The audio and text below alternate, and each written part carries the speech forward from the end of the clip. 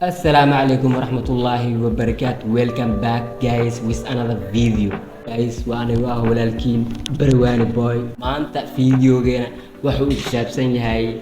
nin YouTuber ah oo ah tuug qarsoodi kaasoo u shaqeeyo shabakada madow macnaha ka shaqeysta. Waa nin YouTuber ah oo haysta 1 milyan ilaa meeshaan soo saaray ciwaankiisa. sidoo kale ninkaas ani asiga waa isqabsanay fahanti waxaan anay comment u qoray bilooyin ka hor oo gaarayso macnaha hal sano ka hor ayaa fariir u diray maalin uu ii soo jawaabay fahanteen markuu ii soo jawaabay ninkii wuxuu dhahay gift baan ku soo dirayaa saan DHL baan ku soo dhigayaa markaadii wax walbo ani iyo ninkaas aan ku sheekeysanay scammerka ah YouTuber scammer ah waaye waxaan doonayaa inaan halkan ku ceeyo marka ila arka video aan soo duwayaa wixii aan ku sheekeysanay marka sida ay u dhaceen qaabka iyo wada hadalka iyo ninka tuuganimadiisa meesha ayaa idinku cadeyn doonaa askrin video aan ku duwayaa aniga sidaan ugu baxayaa daawasho wacan. Hello guys, meeshaan inoo bilaabanaysaa ninkii iyo aniga wada sheekeysiin ninkii tuuga ahaa ee scammerka. Okay, noo bilaabo. Waxaan dhahay hay mudane waa macnaha hello mudane waa yarkii shalay aad bilaahi usoo gelaysay sawirkana u diray wow that's awesome waa okay camal u dhahay Telegram meesha uu soo diray u diray marka sidii wuxuu dhahay macnaha hambalyo taageerahayga boqorka ahoo way soo gaari doontaa giftiga maantaba anigana maxaan dhahay sidee aan u helayaa maadaama aan Soomaali joogo markuu idhahaya macnaha hambalyo aniga waxaan dhahay thanks ilaan ninkan wax soo socdaan uga faanti yeestin camal u qoray wuxuu idhahaya dane markaa weydii Soomaaliyan joogaa sidee u heli karaa wuxuu dhahay awalwalin waad helaysaa tiimkayga ayaa ku leh macnaha shibe hadaad taqaanad shibe macnaha waxaa laga wadaa DHL camal oo kale iyo waxyaalo kale ma fahanti waxyaalaha macnaha isku soo diro adeegyada wadana wax dalbatay wax lagu soo saarayo oo lagu soo qaadayo gaarku camal markaas wuxuu weydiiyey imise sano ayaa ku xiran tahay YouTube-kayga anigana oo yacbursaday at least 3 years 3 sano kugu xirnay soo gaaraysa markuu dhahay no mar dhimaahanayo waa mahadsan tahay halaas dhan intaad ila joogtay oo dhahay taageerahayga boqorka ahoo hadda waxaan macnaha xiriirinayaa macnaha amna aan diyaarinayaa giftigaaga markaasaa waxaan ku taltahay been iyo balaabaan waxaan ku dhisay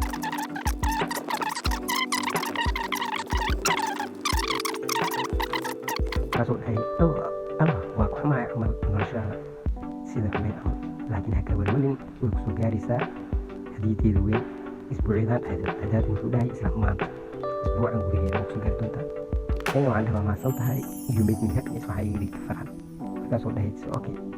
it's my pressure okay markaasoo dana wuxuu isii dhahay hambalyo waxaad ku guulaysatay iPhone 14 Pro Max brand iyo new with a PS5 game station markuu intaas dhahay ogaaday been iyo balaabalaagta kulaha intan waxaa kugu jiro cellphone from his cellphone waa iska fahmi kartaan telefoonka caadiga iskaga xiriiri gacanta marka intan waxaa ku jiro dhahay gameka PS5ka PlayStation-ka markaasaan dhahay wow allah waxaan badhaba xaqiiqni ka dhahay aad baan u farxay hadda waxaan dareemayaa farxad aad u mahadsantahay you are welcome adiga madalo dhahay waa ilmeynayaan dhahay farxadda darteed waqtigan wuxuu dhahay haddana waa okay wiilkayga camal loo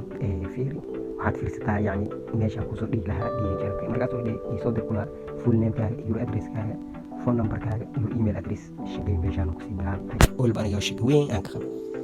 markaas noo gudi kuwaan isoo diray dhagdhag intaan macna mid dooro intaan DHL mid koowaad express batch safer international economy international priority DHL out dambe DHL Soomaaliya ku taalo waxaan maleynaa inay ku taalo number 4 ahay wuxuu dhahay marka halkaan waad ka dalban kartaa giftiga meesha aan kaga soo diri lahaa aniga waxaan aqaanaa kaliya DHL laakiin waxay u qaadanaysaa inaan aado Soomaaliya inta kale macnaha ma ka shaqeyso Soomaaliya aan dhahno fahanti hay wiilkayga u dhaadana anigana waxaan ugu jawaabay waan ogahay DHL way ku taalaa laakiin delivery ayaa aad qaali ah asigana wuxuu soo jawaab $120 leeyahay camal okay DHL ay joos aan dhahay marka DHL kan doortay laakiin waxaan baahanayaa inaan u duulo Muqdisho maadaama aanan joogin Muqdisho hadda xilligan okay san oo yiri yaday waxaad u baahan tahay transferka inaad adiga iska bixiso mi u ciyaaraysaa dhayno macna transfer wax waay lacagta DHL ka nix soo dhigay kula inaad adiga bixiso macquul adiga soo diro meesha aan tagaa iska bixiyo waa macquul laakiin asiga ujeed ku leeyahay maxaa waay aniga soo dir kula yani aniga inta kaliya anigana waa u fahmo oo boodiyo waxaan dhahay meeshaan lacag ma ku bahay dhibkii waa taas wuxuu dhahay how much do you have transfer now let me see what I can do about imis ayaa xilligan aad haysataa inaan arkaan doonayaa iyo wixii aan ku sameyn lahaa waxyaabaha ay ku saabsan yihiin iyo calaamad su'aal waan ku dhaaranayaa aniga wax lacag ma hayo debit card xitaa ma haysto haddii ay macquul tahay iPhone-ka keliya isoo dir ma fahanti oo ka bixi macnaha lacagta DHL wuxuu dhahay waxaan leeyahay members wax waaye macnaha taageero la iska leh aan siiyo gifti fara badan sidaas la adleeyad qiimaha oo igu xiran ee milimiska dollars aan ka sameeyo camal hadda waxaan isku dayayaa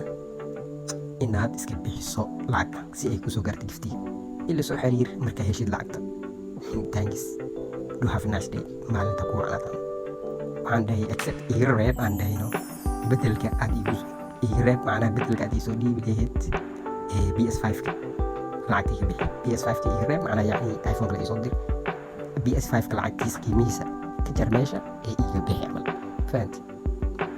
markaas adina waxaa ugu sii daray waan raadin doonaa laakiin halkaan ku diraa camal wuxuu ii dhahay haddana do you have it now hadda maaba haysataa haddii hadda aa haysatid company account ayaan kusoo diraa camal noo ee ku dir waxaan dhahay even if I have it how can I send it the company cause I don't have debit card haa macnaha sidee kuugu soo diraa maba haystin debit card wuxuu dhahay marka waxaad lacagta ku dirtay maxaa waaye sidee u sarftaa lacagtan ama sidee lacagta ku dirtan EFT plus service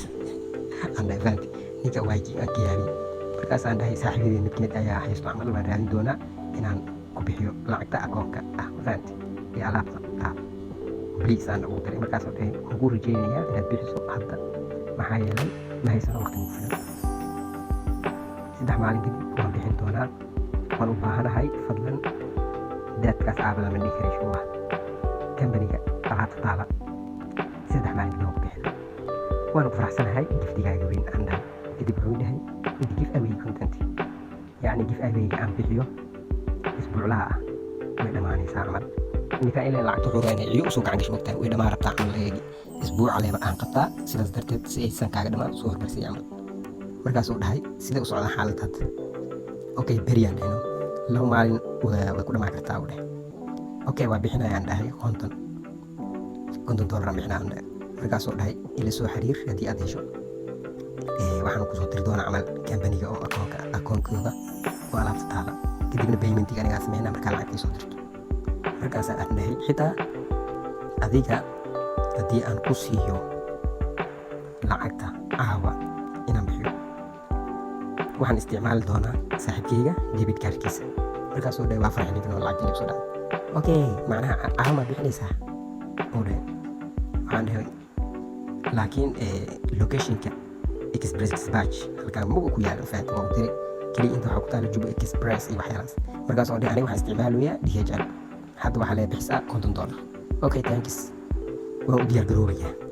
text me soon si dhaqsi leh iigu soo xiriir ama wax iigu soo qor message okay aan dhahay okay waayahay u dhahay see you isla qoraalkii la socdo hadda feeri aan dhahay haddana feeri qof saaxiibkayga kamid ah ayaa Canada jooga ilaan asiga Canada uu joogaa mogtahay ayaa joogaan dhahay oo aan aaminka aan ku qabo sidee ka qabtaa haddii ay ayaga bixiyaan adigan aad u wareejiso alaabta macquul haddii ay tahay waxayna joogaan Toronto okay wiilkayga taasi waa wanaagsan tahay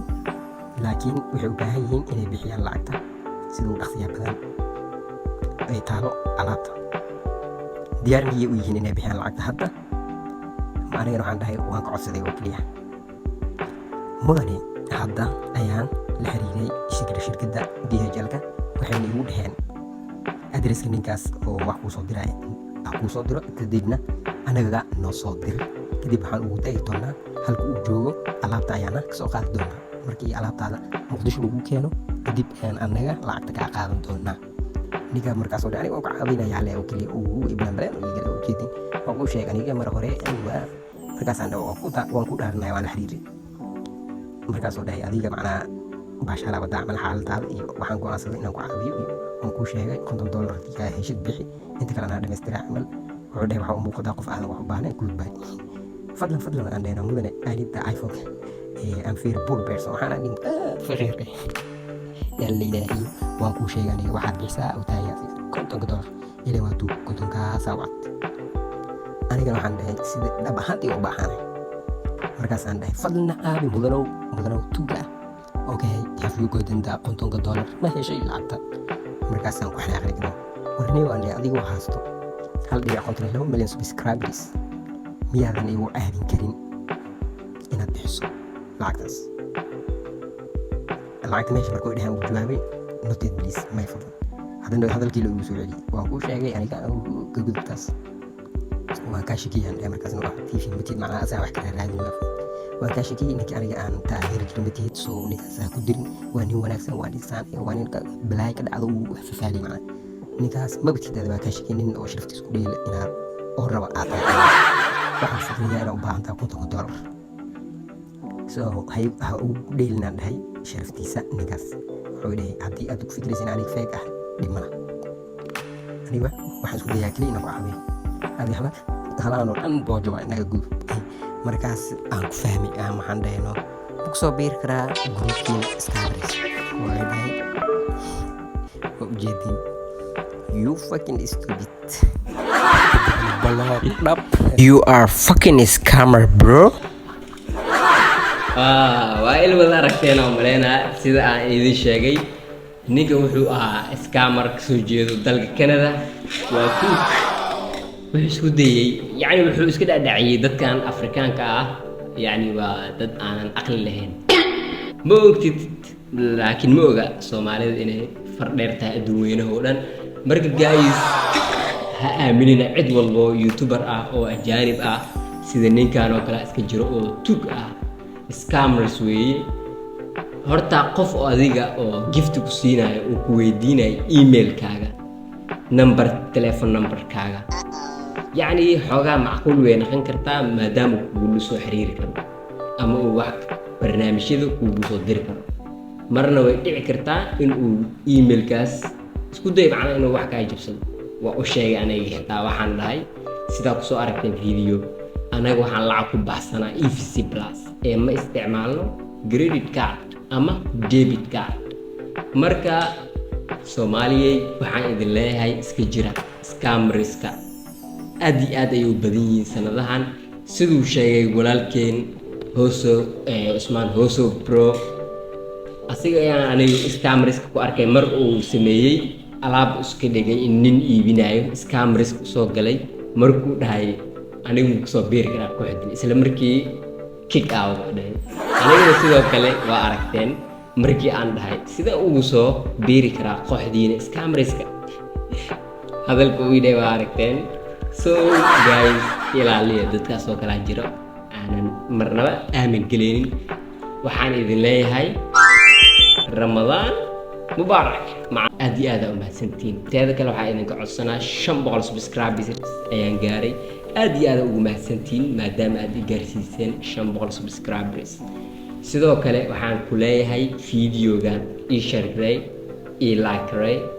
wixii ra'yigaaga ah ninka stuga ah كل سو حرير لها محاده لهاد كومنتيكا يا ايغو سو شيك بالله عليك فكر داده ايغو عبر دانك كومنتيكا وانو سلام يا والسلام عليكم وبركاته